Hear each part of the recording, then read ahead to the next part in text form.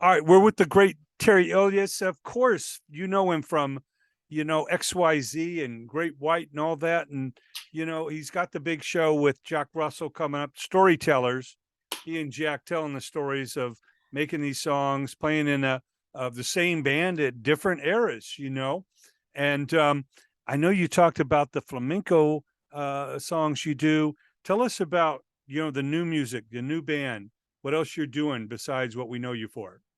Well, XYZ is gonna release an EP in the next few months. It's done. It's recording. It's already recorded. We're just right now. In fact, we're just testing the market. We sent a few songs to friends last night and the night before, asking them to choose the single for us because Pat and I have a different point of view when it comes to that. So this time around, we have decided to ask the fans, close friends. I'm not talking mass. Not that I don't want to. I just doesn't make any sense to put the song out there. So I asked a few friends to choose the single for me, and it's ready to go. I mean, now we're gonna cut the video and see what's gonna happen. So that's one thing. Another thing, I'm working with a band called Legends of Classic Rock. I do a lot of shows with Legends. Um, I have a contract with a company called Royal Caribbean, which is a cruise line company, and we headline we're one of their headliners on their cruise ships. We don't do just to be clear, we don't do lounge. We headline the show on those big ships that holds like I think 7,000 people. It's ridiculously big. Yeah, the big stage on the big deck. Yeah, we play the big stage and stuff, and we have a show featuring um, former members of famous bands. My keyboard player was with Ozzy, Kevin Jones. My guitar player, uh, Jay, used to be with Bad Company and Starship.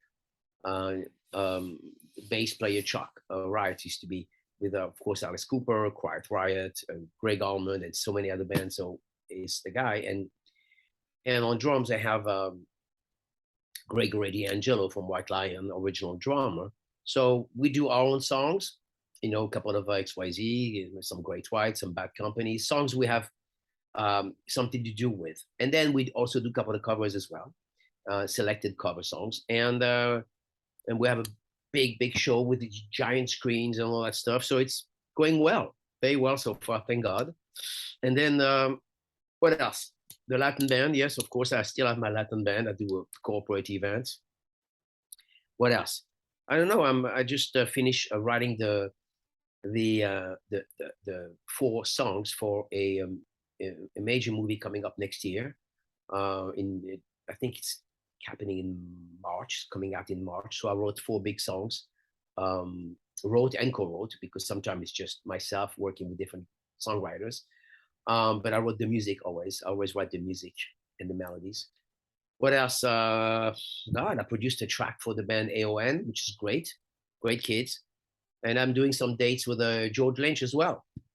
George and I are going to be working together on some Yeah. shows, and I'm excited about that because I have the utmost respect for George. I think he's one of the best guitar player of our generation. Him and Eddie and a few others, and he's an amazing guitarist. Really, you have to. Of course, we appreciate him when we listen to Darken, but you can even appreciate even more when you play with him. His sound live is just freaking phenomenal.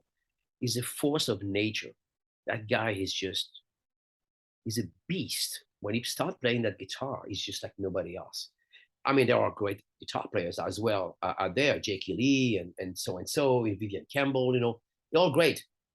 But George has his special style, sound, of course. So I'm very much looking forward to working with him. I've always been a big fan of Dawkins. Everybody knows that, but also a big fan of George. So yes, upcoming shows with George next year.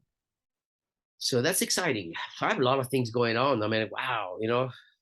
Yeah. Well, what do you obviously love George's style and his whole, vibe. What has George ever told you what he loves about your voice, why it makes a good combination? Because there's a lot of singers that George could use. No, he never did anything. He never said anything to me. I hope he likes me. The fact that he calls you and you do the gigs, I guess that's all that's needed. But Maybe obviously maybe nobody there's else. there's Maybe something in your nobody. voice that he loves.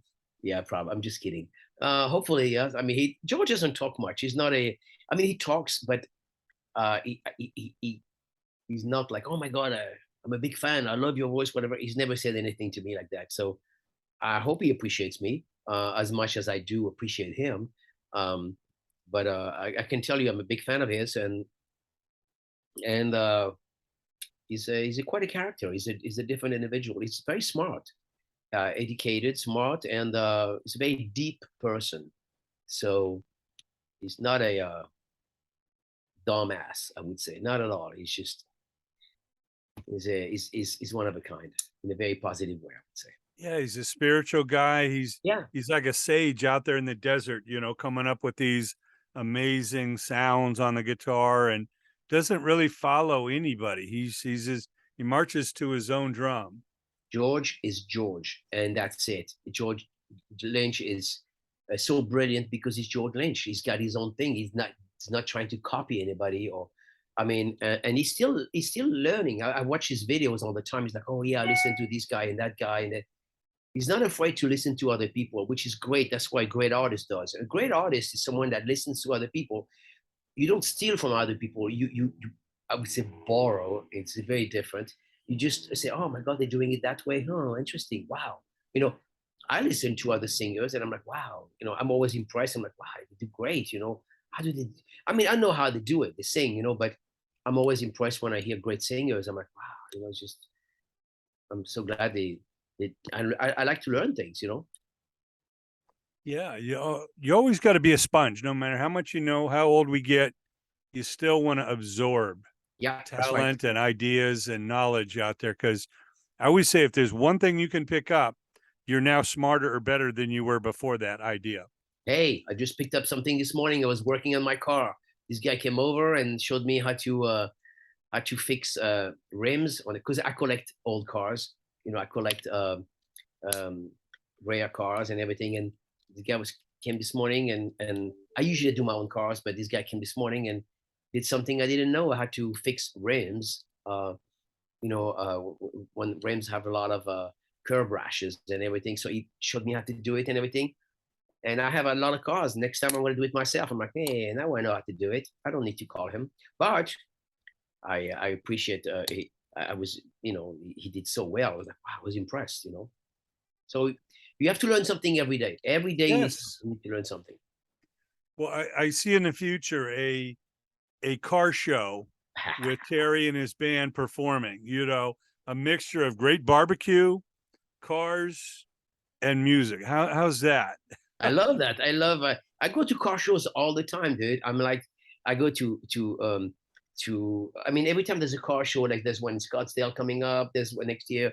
There's MeCom coming up. I'm always there. I'm always there, looking to buy or and it's funny because my friend Greg from Greg the Angel is just like me. He's like, what I have to say is, hey, let's go to Phoenix. There's a big car show. Are you game? Yeah, I'm game. Let's drive. So we go there and it's fun because it's our passion, our hobby. Yeah, Cars. I've been to the SEMA show in Vegas. That's quite a big one with all the parts and Which one? Which one? SEMA. Oh, I never It's been to that one. SEMA, and it's the specialty, like the aftermarket. It's a trade show.